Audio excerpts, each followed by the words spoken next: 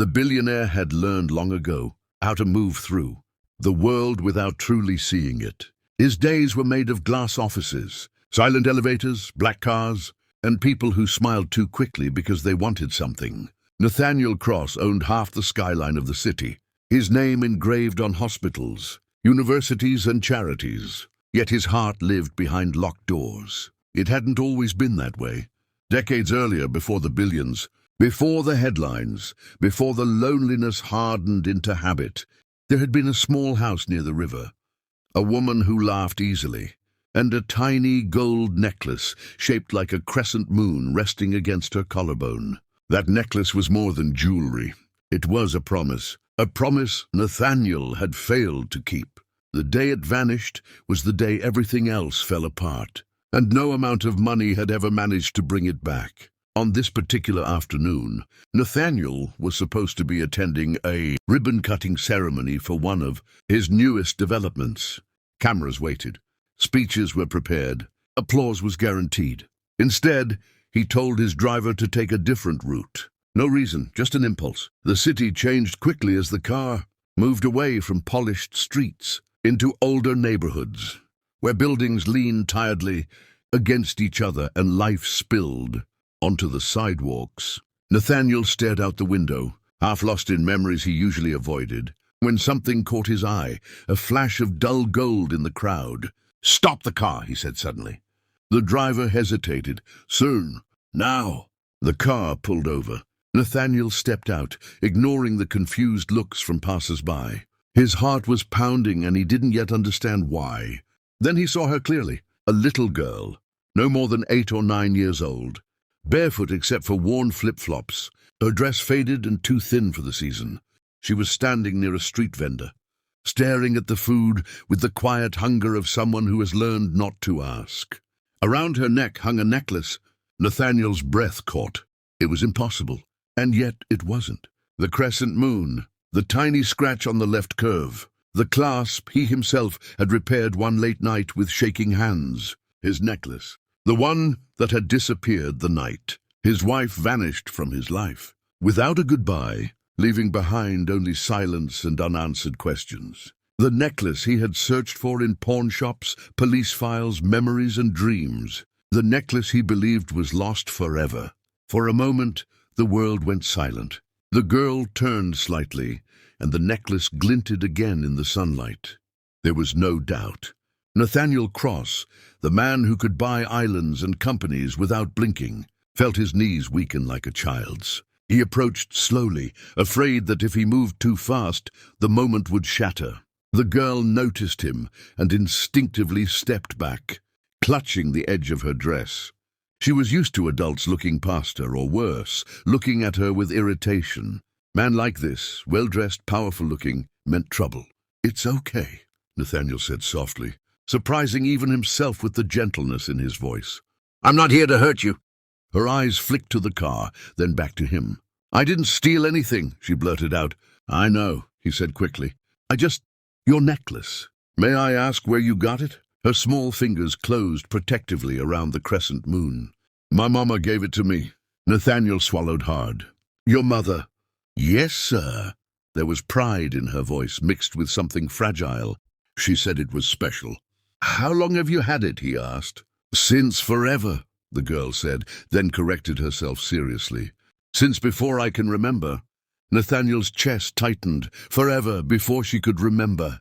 The math in his head didn't want to work, because if it did, it would lead somewhere he wasn't ready to go. "What's your name?" he asked. "Lena. And your mother?" His voice barely held steady. "She's sick," Lena said quietly. "We live over there." She pointed toward a crumbling apartment building at the end of the street. "I was just looking at the food, at the life she didn't have." Nathaniel glanced at the vendor, then back at Lena. He pulled out his wallet but stopped himself. Money wasn't the answer. It never had been. "Lena," he said, crouching so they were eye level, ignoring the curious stares forming around them. "Would it be all right if I spoke to your mother?" Suspicion crossed her face. "Why?" "Because that necklace, it belonged to someone very important to me once." Lena hesitated. Years of hardship had taught her to be careful. But there was something in this man's eyes, not pity, not anger, but pain that felt familiar. "She's upstairs," Lena said finally. "Third floor, but she can't stand much." "I'll be careful," Nathaniel promised. As they walked, memories flooded him. The necklace, the woman who wore it, the night she disappeared, the letter he never received, the questions that had haunted him into his billions. Every step toward that building felt like stepping backward in time. The apartment was small, dim, and smelled faintly of medicine and old walls. A woman lay on a thin mattress near the window. Her hair was longer now, streaked with grey, her face thinner, but Nathaniel knew her instantly. "Emily," he whispered. Her eyes widened. For a heartbeat, neither of them moved. The world once again held its breath. "You," she said weakly. "Nathaniel!" He took a step forward, his carefully built life cracking open. "I've been looking for you for 20 years. Tears slid silently down her cheeks. "I didn't think you'd ever find us." "Us?" he repeated, his gaze drifting to Lena, who stood quietly near the door, clutching the necklace. Emily followed his eyes. Her voice trembled. "I wanted to tell you, I tried, but everything went wrong. I was sick, I was scared, and then time passed and I didn't know how to come back." "Nathaniel!" Knees hit the floor. The truth was there, shining like the crescent moon between them. The lost necklace, the lost years, the child who wore his past around her neck. Outside, the city continued its noise, unaware that a billionaire's life had just split into before and after. And if this story has already touched your heart, if you feel that quiet pull of destiny, kindness and second chances, remember to subscribe to the channel, because stories like this remind us that even what is lost can still find its way home. Nathaniel Cross had faced hostile boardrooms, ruthless competitors, and billion-dollar risks without flinching, but nothing had prepared him for the quiet weight of that small room. Emily's labored breathing filled the silence as Lena stood frozen between them, unaware that the man kneeling on the worn floor was not just a stranger from the street, but the father she had never known. Nathaniel's mind raced, replaying every regret, every unanswered question from the past 20 years, all now converging into this fragile moment. He wanted to speak, to ask 1,000 questions, to reach for Lena and pull her into his arms, but fear stopped him. Fear of breaking something that had survived against impossible odds. Emily was the first to find her voice. "I never meant to disappear," she whispered. "That night, I collapsed. The doctor said the stress, the pregnancy, it all hit at once. By the time I woke up, weeks had passed. I tried to contact you, Nathaniel. Your office, your house, but everything had changed. You were gone. Your company had exploded. I felt like I didn't belong in your world anymore." Tears streamed freely now. And then Lena was born. I couldn't risk dragging her into a life full of lawyers, headlines, and secrets. Nathaniel pressed his forehead to the floor, shaking. "I thought you left because you stopped loving me," he said hoarsely. "I thought I failed you." He looked up slowly, his gaze landing on Lena. "I searched for that necklace like a madman. It was the only piece of you I had left." Lena's eyes darted between them, confusion giving way to something deeper. "Mama?" she asked softly. "Why is he crying?" Emily reached out with trembling fingers and gently pulled Lena closer. "Sweetheart," she said, voice breaking, "this man, he's someone very important to us." Nathaniel stood slowly, as if gravity itself had changed. He knelt in front of Lena again, this time closer. "Lena," he said carefully, "do you know what a father is?" She nodded.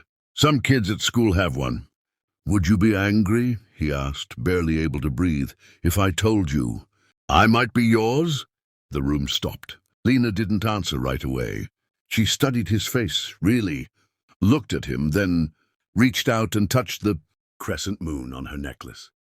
"Mama says this came from someone who loved her very much," she said. "Is that you?" Nathaniel nodded, tears spilling freely now. "Yes, more than anything." Lena stepped forward and hugged him. It was awkward, gentle, unsure, but in that moment, something inside Nathaniel healed that no fortune ever could. He wrapped his arms around her carefully, as if she were made of light. Emily watched, crying openly, knowing that fate had finally finished what fear had interrupted. What happened next shocked everyone. Within hours, Nathaniel's world moved. Doctors arrived that same night, private specialists flown in without delay. Emily was transferred to the best hospital in the country. Lena was given warm clothes, proper meals, and a bed she didn't have to share with silence. But Nathaniel didn't stop there. The next morning, headlines exploded. Billionaire cancels all public appearances. Nathaniel Cross disappears from board meetings. But the biggest shock came a week later. Nathaniel Cross stood on the steps of his own foundation. Cameras rolling, voice steady but eyes full of truth. "For years," he said, "I believed success meant building towers. I was wrong. It means finding what you lost and protecting it with everything you have." He paused. "I've found my family." Behind him stood Emily, recovering but smiling, and Lena wearing the same necklace, now polished but unchanged. Nathaniel announced the creation of a new initiative, the Crescent Home Project, housing, healthcare, and education for children and single parents forgotten by the world. Funded entirely by him, named after a necklace that once symbolized loss, now reborn as hope.